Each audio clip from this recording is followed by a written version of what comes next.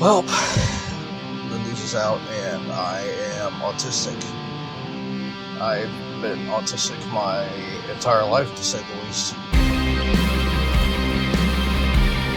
Hi everybody, it's Worker. It's episode 170 of Radio Free Innsmouth, and if you've been listening for the past couple weeks, you know what that means. Oh no! More summoning, part 3, hopefully the final chapter. I'm going to try and get through those last 3 summoning albums, but there's going to be a bit of a divergence because there are other factors afoot that necessitate this being a longer episode. 저는 여기서 What's that mean? Gonna have to pull the Let's find out. card on that shit. Last time on Dragon Ball Z. Summoning had just put out their most well-produced album to date with Let Mortal Heroes Sing Your Fame. They were starting to more prominently feature layered, clean male vocal choirs, a really interesting kind of tribal, polyphonic sort of double drum machine thing going on for the percussion. The keyboards were of a considerably higher quality, and the guitar playing, while still utilizing black metal tremolo for influence, tremolo picking of course being the thing where you pick up and down really fast to get that constant stream of sound.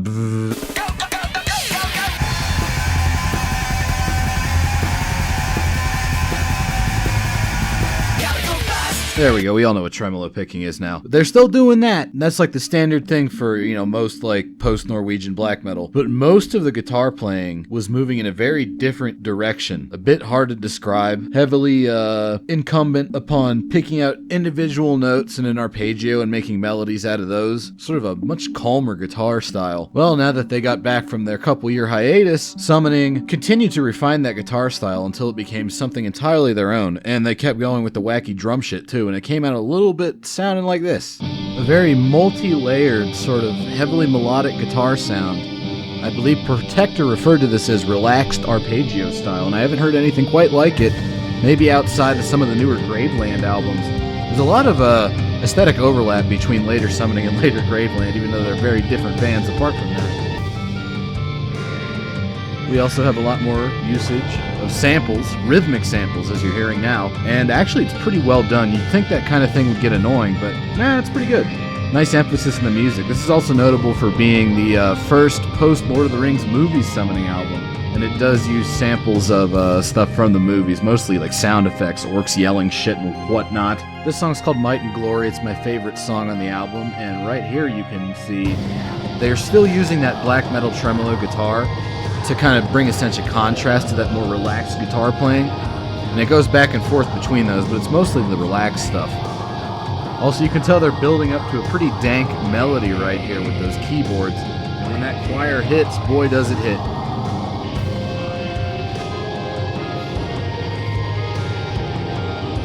That's good stuff right there. Big fan of this album. It was actually one of the most important summoning albums for me because it was the first time I ever waited for a new summoning to come out. So I was part of all the album hype around this finally being released. Nice little tail end, bit of counterpoint to the guitar stuff there. But yeah, I got this for Christmas when I was a wee young lad. When I got a hold of this album, I thought it was pretty much the best thing in black metal going at the time. I mean, even Brett Stevens, Get those nerds! who hates literally everything, thought that this album and then the newest Averse Sephra album at the time were the last great hope for black metal as a form of artistic expression. I don't know if I'd go that far. There was plenty other good black metal out at the time, but this was definitely top of the heap. The only thing I could say negatively about it now is something that could be applied to a lot of albums. The guitar it's not even like a mixing problem, it's a mastering problem. This shit is so brick-walled and loud. It's like, Oh, hey, babe. solid blue rectangle when I look at it in Audacity, and that occasionally makes the guitars in their louder moments clip the stereo a bit and sound like a low quality MP3, so that's unfortunate. But it was 2006 I think, and everything sounded like that. It was a very annoying time. That doesn't detract too much from the music. It actually has their longest song on there, Land of the Dead. It's got Midratas Vras, that's another one of my favorite songs. But this is another case where I just had to pick one song because I talk about this album forever. Really good stuff. Maybe their best after Dol Guldur, but I don't know. We're gonna get to another one that I like a whole lot. After Oathbound, they took their longest break between albums yet, 7 years. And in the spirit of that siesta, Maybe Slowpoke is pretty slow downstairs in the feet. but he's pretty fast upstairs in the cabeza. We're also going to take a little break in the middle of the show. 이번에 처음으로 No, we're not going anywhere. We're not being lazy. We just need to talk about what else summoning gets up to during their long break times because it directly feeds into summoning sound. So we have 4 projects to speak of. 아, 이거는 못 고르지. No, your ears do not deceive you. We're actually still listening to summoning here. This is Over Old Hills off the Dol Guldur album. So if I said I was going to talk about Selenius Protector's other projects, why are we listening to summoning right now? You might ask. Well, I want you to pay attention to the melodies in this song. It's very important that you kind of get a basic idea of what's going on here. It's not too complicated, so it shouldn't be that hard. I think you hear what's going on here. But what if I were to tell you that this song started out as something very different? 안 골라 이건. 포기, 패스.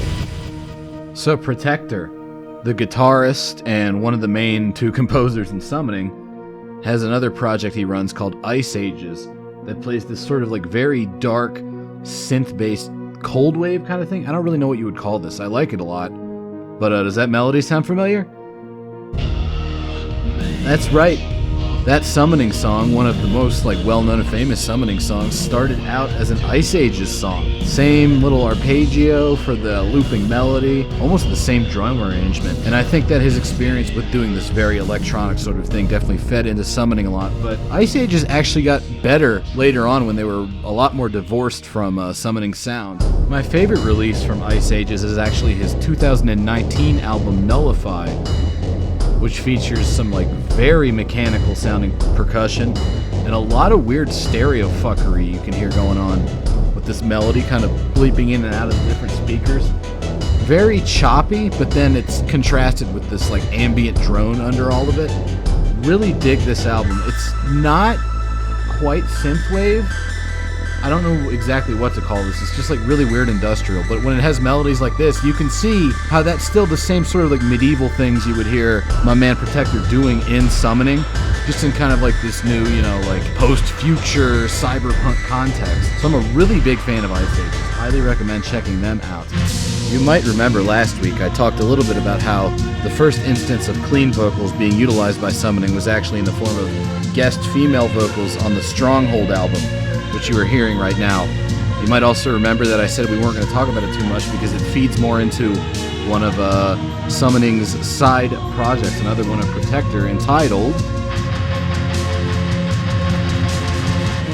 Die Verbannten Kinder Evas, The Exiled Children of Eve, on this album featuring the same clean vocalist that they used for Stronghold. But he changes vocalists all the time in this and does nice little duets with them. Interesting stuff. Considerably more like explicitly gothic than Summoning is. You could also make a pretty substantial comparison to Dead Can Dance, which I for one am never upset by. But yeah, that's Die Verbannten Kinder Evas, if I'm saying that right. I'm sorry. I'm so sorry. If I mispronounce the German.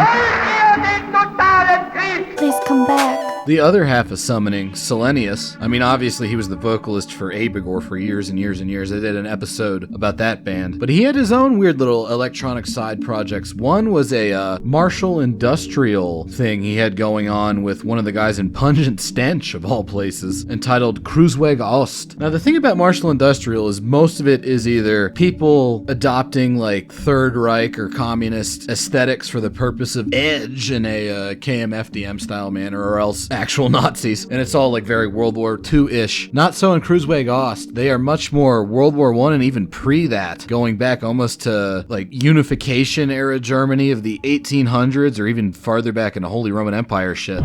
My favorite Kreuzweg Ost album is Gott mit uns. Parts of it remind me of Sephiroth's Draconian Poetry album. If anybody's ever heard that, that was a nice little electronic masterpiece of the early to mid 2000s. It's got this like ambient drone to it and this weird kind of like scraping percussion and an overall very heavy sound presence. So I like it when they do stuff like this a lot. Gott mit uns, good album, also the most recent Kreuzweg Ost, but more normal Kreuzweg Ost sounds like this. So you have a lot of like brass samples of military marches. I use it a lot for intros to RFI actually, including last week's. If you were wondering what that spooky intro was, now you know. and the samples. Lots of rhythmic sample usage, which definitely was something that Summoning got into later on.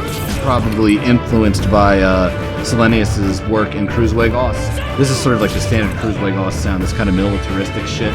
But Gott mit uns is actually my favorite album from them because... Oh, shit! It has a lot more variety than their other stuff. This apocalyptic track, in particular, I've used as an outro, I think, a couple times. So you got these like spooky samples over a bed of organs. Very nice, spooky church atmosphere. Big fan of Cruiseweg Ost. Check it out if you're into stuff like Blood Axis. I know some of you guys out there must be. And then we come to the other Selenius side project, which is much more obscure. Mostly because they haven't released anything. Sort of. What? I say sort of because the name of this project was Mirkwood, and if you're into summoning, you've actually heard some Mirkwood and might not have realized it. The two-song EP Lost Tales by Summoning is actually comprised of material that was originally written for Mirkwood. Okay! The first song on that EP, Arkenstone, is actually one of my favorite Summoning songs, even though it's not really a Summoning song. And this was recorded right around when old Dol Guldur came out. So this would be the first time they experimented with rhythmic sampling. It's definitely more electronic than Summoning. But here it works really well. And, you know, they would go on to do this in both Summoning and Cruiseweg Ost, this kind of like rhythmic sample dropping. From a reading of, or it might be a radio drama of Lord of the Rings, or actually The Hobbit in this case. This part's really cool. Love this. Really cool usage of analog synthesizers. It's kind of weird bubbling noise. But yeah, Arkenstone speaks very well of Mirkwood as a project if it ever gets going. However, Lost Tales also has another side. I'm not entirely sure if this song started out as Mirkwood. I know for sure Arkenstone did, but there's another one on there called Saruman. Remember when I said earlier that the rhythmic sampling and summoning wasn't annoying? Well, in this case...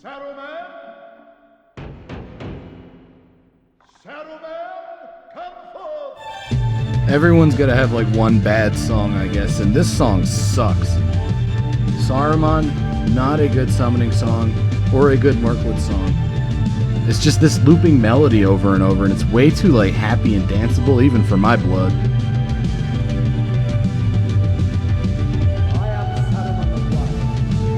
And the samples, as you can hear, are very annoying. It's just like trading off the same lines over and over. It goes on for like 6 or 7 minutes. And I personally can't stand it.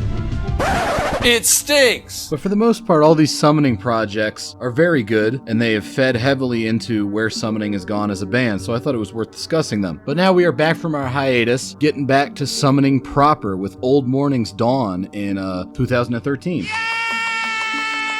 It seems like this album gets a decent amount of shit from Summoning fans who like jump ship for Caladan Brood and such. I love Caladan Brood, but to me, you know, earlier I was saying, I don't know, you know, I got another one later might be my favorite. That's this one right here.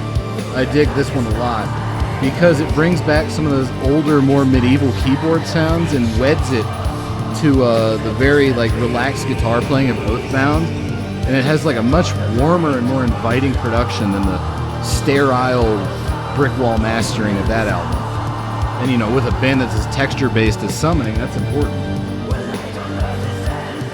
But yeah, no, we got those, like, cool drums. Definitely back in full force. The guitar sound is amazing. And the songwriting is great with these, like, epic peaks and valleys. We're in one of the valleys right now as the drums have dropped out, and we just have these, like, ringing guitar chords layered. Very cool stuff. Another thing they brought back, you know, I mentioned that they were bringing back some of the lower-fi synth sounds. You remember way back on Dol Guldur, the song Cause Doom, and then before that on Minas Morgul, the song Passing of the Grey Company, that very medieval sound where everything was done in like a round or a fugue? Well, that's definitely back on this album for the first time in like a decade and a half or some shit.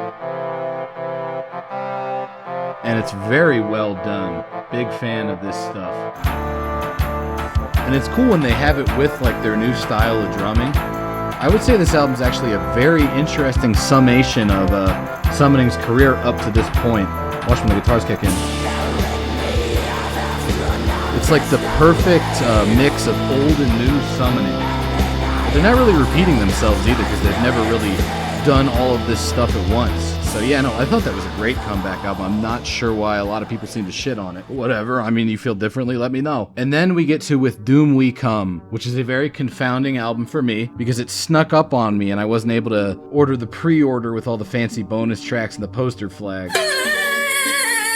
And that's actually a big part of why the original Summoning RFI was so bad and rushed. I didn't even know Summoning were working on a new album, and I wasn't really in a Summoning headspace at the time, but they had been one of my favorite bands in like high school and early college, so I figured I had to cover them. So now we are finally doing a proper coverage of With Doom We Come, which on the surface is sort of a continuation of Old Morning's Dawn to the point where they could have been written at the same time, and I think they may actually have been. But the main difference is whereas a lot of other Summoning stuff is written like for an orchestra, you know, on this album, it's almost like it's all coming out of one instrument.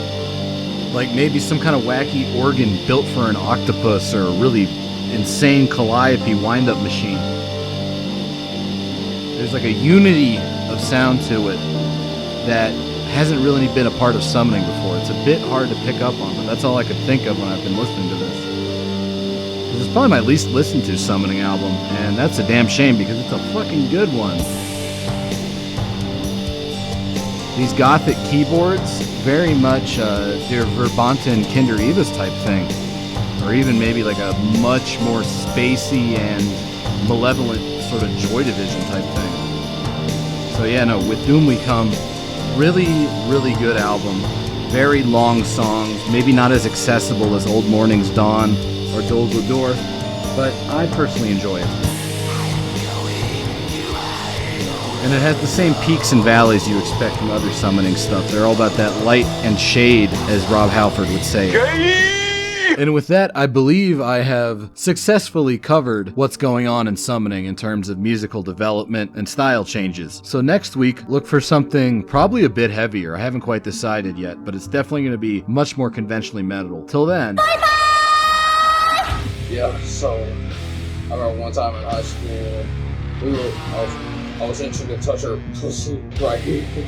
So the other students were in the library, and then she used like a newspaper or whatever, and I reached down in her drawers to get down in there, and then that's what got me and her both banned from the library for a year. So this is some fucked up repugnant shit.